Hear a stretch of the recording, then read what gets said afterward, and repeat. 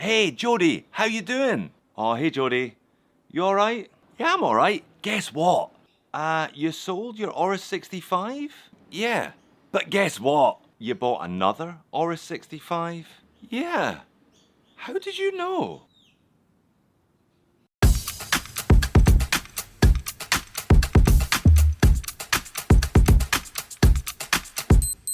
Hello and welcome to Just One More Watch. No studio intro today because then I would have had to have looked you all in the eye and told you that I had in fact sold my fourth Oris Diver 65 and picked up my fifth Oris Diver 65. Now it's become a bit of a joke, a bit of a meme for long-term channel viewers how quickly I go through these watches, but I promise you it's not because I don't like them. It's the reverse. It's because I really like them. I've had a bit of a rethink actually. It's kind of like if you love a car, if you love a specific model of car, but then you sell it and you buy another version of the same model of car, and then you sell that one but buy a slightly different version of the same model of car, all because you love that particular model of car. Do you see what I mean? Have I justified the madness yet? Anyway, inside this box is what I believe, as the thumbnail says, is the ultimate Oris 65. Fans of the brand will no doubt have spotted it already. 40mm, all black, 12-hour bezel. That can only mean this one is powered by the Caliber 400. Now that is their relatively new in-house designed movement, and it is a significant step up from the Solitas powering the older models. Now you saw the pop-up today, I'm sure. Big shout out to Peter and Tony, the guys at Oris Australia. They did me a deal on this one, allowing me to run one of these 400 calibers long term. And I should also say, thank you for the book. Thank you for the Oris Bear sweater. It is a medium though, so I'm going to have to lay off the pies this autumn if I want to fit into this one over the winter. Now I did mention in my State of the Collection video before Christmas that my Oris 65 with the bronze bezel was on a bit of a shaky nail because of the recent arrival of Dr. Jody's new Grail watch, the Tudor Black Bay 58, now sporting an Uncle Straps Jubilee, giving it even more achingly retro vibes.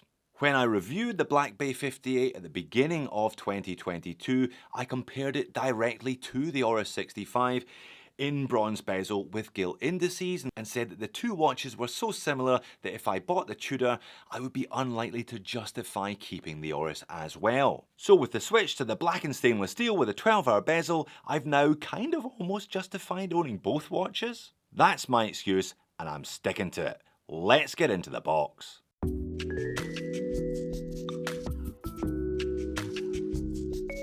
Now I must admit there are feelings of deja vu here when I opened the Oris box, having done it a number of times already now, but I am really excited to have a crack at this one.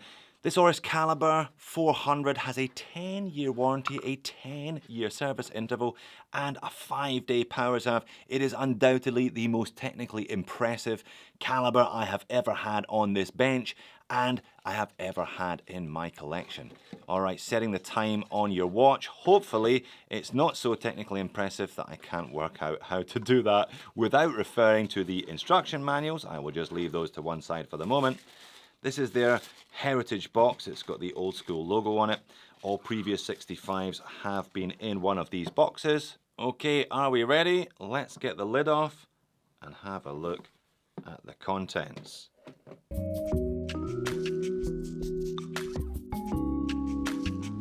And there it is. Plenty of stickers for us to peel too. Right, well the second hand is going, which is a good sign.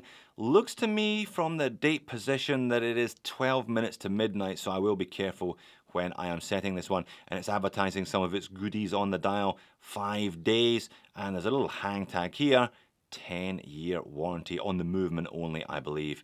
4,900 Aussie dollars. Yeah, I was going to talk about price a little later on. A considerable price hike from the regular Solita powered versions. They are around 3,300 retail, so this one is about 50% more expensive again. Like I said though, I got a bit of a deal. Whisper it quietly, you should be able to get a bit of a deal from your Oris retailer, I'm sure. Let's peel these stickers off.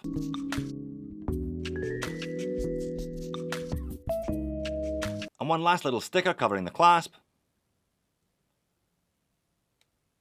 peeled and revealed. Now you saw from my Instagram memorial montage earlier on, I've had 4 40mm in the past, the blue-black dial, the Deauville dial, and 2 of the bronze bezel rose gold indices. In some ways then, this black with grey dial is the most conservative of the 5 Oris Diver 65s that I have now owned. However, it's the only one with that in the back. And that is their Caliber 400 that debuted a couple of years ago. Very impressive looking movement, while still being a really simple looking movement. There isn't a lot of decoration there. They've put the effort into the tech rather than the frippery around the outside of it. 21 dual hacking and unidirectional winding, which is something I'm going to have to get used to on wrist coming from the Sellita versions. But adjusted to 5 positions as it says there, with a 5-day power reserve as it says there, and a 10-year warranty, 10-year service interval as it says on the tag. Alright, while you're admiring the movement, I'm going to get this one sized and set and get it on wrist. Okay, so we are back, we are sized, we are set, and we are falling in love with the Oris 65 for the 5th time. I just find this watch endlessly charming. I love that bubbled sapphire crystal. I love the super duper taper on the bracelet from 20 down to 14. I love the lack of weight considering it's a full size 40mm diver. So 40mm in diameter, 13.1mm thick, 48 lug to lug, 20mm lugs, tapering all the way down to 14, back up to 16 at the clasp. Sized up for me though, I removed 2 links from this one. I thought it was going to be heavier than the Sellita, but I don't think it is. 114 grams. Stainless steel, 40mm diver, 114 grams. I really do enjoy the lack of weight. Now, pin and collar system in the bracelet, not so enjoyable. 100 meters of water resistance for a $5,000 dive watch. Not so enjoyable either. I've effectively, to go back to my car analogy, gone for the top spec engine, which still has the same fixtures and fittings as the base model, if you see what I mean. Now, I'm not going to do a full moans and niggles section with this one today. I thought maybe I'd come back with a long-term review, a kind of long-term owner's report on the Caliber 400 after 3, 6 or 10 months or something like that. It'll be interesting to see whether or not on balance I feel that this watch justifies the extra spend over the Sellita model, especially when the price tag is right up there alongside the likes of Tudor these days. Talking of which, here it is next to my Tudor Black Bay 58 on the Jubilee. Quite a bit more differentiation between these two models than there were between the bronze bezel, rose gold hands and indices version that I'd had before. And again, if you hadn't worked it out, I am here trying to justify the purchase and ownership of 2 retro dive watches. At least these two have very different looks